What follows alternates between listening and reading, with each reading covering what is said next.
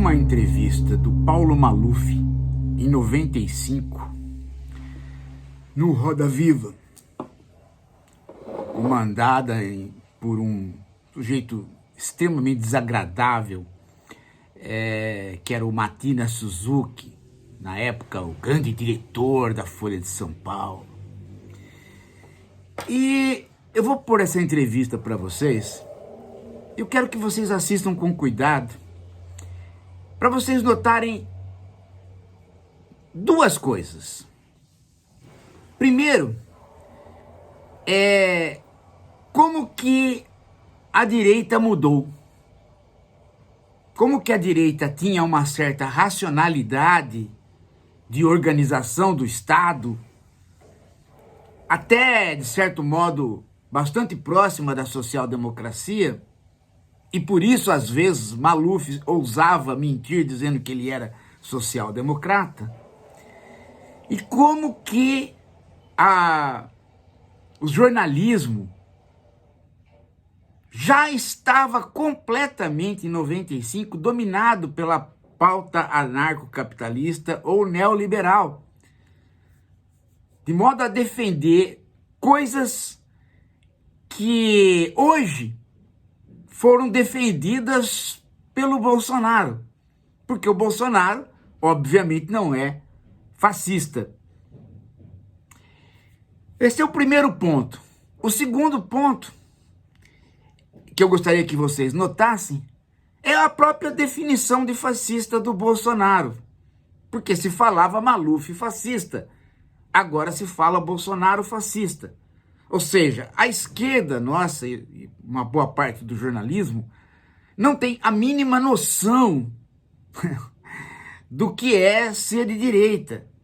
Então as pessoas pegam um rótulo e vão usando este rótulo indiscriminadamente, sem perceber que elas próprias estão imersas na história e que as coisas estão mudando.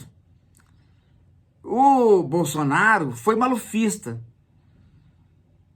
Mas certamente, se Maluf estivesse na política,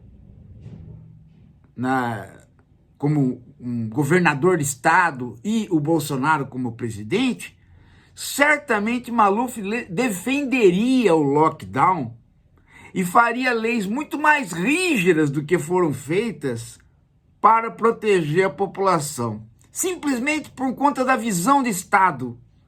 O Maluf tinha uma visão de Estado própria daquilo que o país entendia que era o Estado. Ou seja, uma entidade que tem que proteger a sociedade. Está organizado para que a sociedade viva e sobreviva, e não para destruir a sociedade. E o Bolsonaro não. Ele passou a adotar a posição do Guedes, a posição do anarcocapitalismo, de deixar o Estado ao Deus dará, forçando o trabalhador a ir trabalhar mesmo sob epidemia. Veja que é uma visão econômica. O Bolsonaro imaginou que se fizesse o lockdown, os empresários iriam reclamar por conta da falta do trabalho. Mas ele tinha dinheiro em caixa para sustentar isso e não queria. O Maluf está fazendo todo o esforço para as pessoas não fumarem, não beberem, usarem cinto, porque ele sabe perfeitamente que se as coisas continuassem como estavam, o gasto no aparato público iria ser muito maior. E havia um déficit no Estado. Então vocês vejam como uma série de princípios social-democratas estavam incorporados na direita como princípios básicos da vida. E como isso se perdeu. E como que os nomes continuaram os mesmos. Se esqueceu do neoliberalismo e do anarcocapitalismo como dando o tom para Milei, para Maluf, para Trump, quando na verdade, talvez a única coisa que eles façam de próximos é a questão da rota, a questão da rota na rua para matar bandido. Vejam só, que coisa interessante. Eu vou pôr aqui do lado para vocês acompanharem. Olha só o Maluf discutindo com jornalistas, já todos eles em 95 propensos à pauta que viria depois com o Fernando Henrique de privatização de tudo. Olha aqui, ó. Que atravessa algumas semanas as conversas da cidade é a respeito do polêmico decreto sobre a proibição de se fumar nos restaurantes. Prefeito, o senhor não acha que o senhor exagerou um pouco na dose, que essa proibição é radical demais? Não acho que exagerei. Em primeiro lugar, porque quando você vai numa igreja, você não fuma. Quando você vai num culto evangélico, você não fuma. Quando você está num ônibus, você não fuma. Quando você vai para um cinema, você fica 2 horas sem fumar. Então, eu não estou proibindo ninguém de fumar. Quem quiser fumar, pode fumar na sua casa, pode fumar na rua. Quem quiser fumar no automóvel, pode fumar nas redações dos jornais, pode fumar no seu escritório de trabalho. O que nós pedimos é baseado em 3 leis existentes de que nos restaurantes não se fume. Ou seja, você vai para um almoço de 1 hora, 1h30, você não pode fumar. E os restaurantes podem ter o fumódromo. Ou seja, se você desejar fumar, o restaurante pode ter um lugar para fumar. Nos bares, onde não se serve comida, não se é um pequeno lanche, nas boates ao vivo, é permitido fumar. Agora, o que se pede é que nos ambientes fechados de restaurante não se fume. E por quê? Porque está absolutamente comprovado. Inclusive, na Inglaterra, é motivo de reclamação trabalhista. Garçons que não fumam e que trabalhavam nos pubs e que tiveram câncer no pulmão fizeram reclamação trabalhista contra seus próprios... Mas isso poderia ser resolvido com garçons tabagistas servindo consumidores tabagistas, garçons não tabagistas... Eu posso lhe garantir que todo indivíduo que fuma vai morrer de câncer no pulmão, a não ser que morra antes de uma outra coisa. Não necessariamente, prefeito. Vai morrer de câncer do pulmão. Todos os que fumam vão morrer de câncer do pulmão, a não ser que morram antes de alguma outra coisa. Então, está comprovado hoje, cientificamente, e eu até te faço um apelo. Vamos na redação da Folha de São Paulo, se vocês permitirem. Eu quero medir o índice de nicotina das pessoas que não fumam antes de entrar na redação. E quero que me permitam medir o índice de nicotina que ela tem depois de 8 horas saindo da redação sem fumar. Você vai verificar que o fumante passivo, aquele que é obrigado a fumar por tabela, ele vai ter as mesmas possibilidades de adquirir doenças. Mas, prefeito, porque está num ambiente fechado. Eu sou uma pessoa que não... Mas você aceita que vai essa Folha de São Paulo? Podemos fazer, em vários lugares podemos fazer essa medição. Na Folha de São Paulo. Agora, a questão é a seguinte... Bom, é isso. Notaram? Né?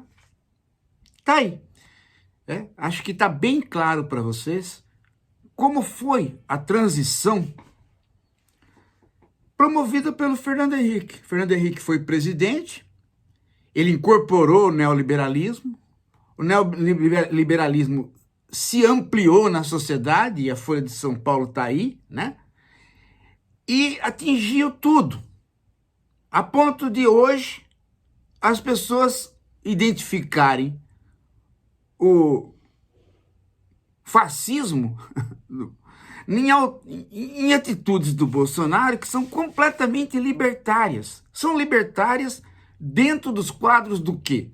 De uma doutrina que vinha evoluindo lá atrás, por fora do Brasil. Não só o neoliberalismo econômico, porque esse é o que mais aparece. Hayek, Milton Friedman, mas o que vinha evoluindo lá atrás, como uma discussão de costumes, inclusive, era a doutrina anarcocapitalista do livro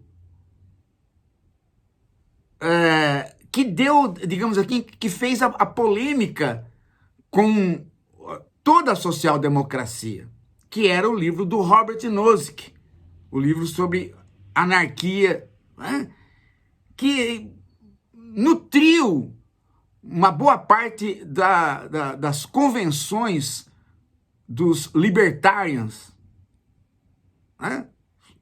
americanos, e que se expandiu por um viés completamente fora de de propósito filosófico e que depois se transformou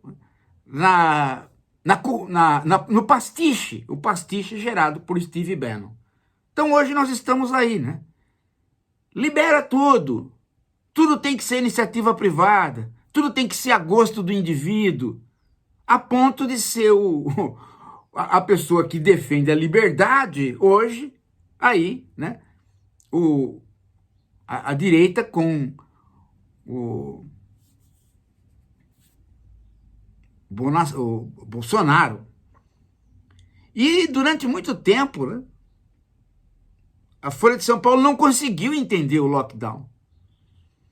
Não conseguiu, inclusive, entender o porquê que na Europa a polêmica se dava em torno da liberdade. A polêmica se dava em torno da liberdade na Europa porque ali há um histórico do Estado fascista proibindo as coisas. Mas, no final das contas, quem acabou lutando contra o lockdown não foi a esquerda. Foi a extrema-direita na Europa também. Então, há uma série de medidas do Estado em relação à saúde que aqui foram chamadas de... as medidas contrárias foram chamadas de negacionistas. Tudo bem, né? Agora, o problema é que o próprio jornalismo, né, já estava todo ele neoliberal. Portanto, não foi difícil para o jornalismo absorver esta pauta. Agora, o grande problema é que até agora eles não entenderam o papel do Bolsonaro. Eles não entenderam que o Bolsonaro vem do malufismo, vem das forças de 64, mas foi alterado completamente por uma nova direita que estava no cenário internacional e que está agora. E ela põe aí a privatização em todos os sentidos, inclusive a privatização em relação a medidas básicas que não eram defendidas no passado pela direita. Como você vê aí o Paulo Maluf praticamente fazendo um discurso que qualquer bom médico faria, que qualquer Drauzio Varela faria e fez. Depois você teve outras medidas e ele falou, né? Vocês vão rir disso que vocês estão falando hoje, de defender o cigarro, né? Ele fala aí. Vocês vão rir disso. Agora, o que se pede, simplesmente, é que não se fume no restaurante, porque o direito de você se suicidar não lhe dá o direito de você assassinar o seu vizinho. E por que eu não posso ter um restaurante exclusivo para fumantes? Por quê? Porque a legislação não permite, não tem legislação. Mas é uma legislação arbitrária. A legislação, desde que ela é lei, ela não é arbitrária. Porque é assim em Nova York, é assim em 50 cidades da Califórnia, é assim em mais de uma centena de cidades americanas, e daqui 10 ou 20 anos você vai ver que as pessoas vão rir daqueles que se suicidavam fumando. Agora, porque eu fumo faz... É isso, gente. Daqui a pouco a gente volta.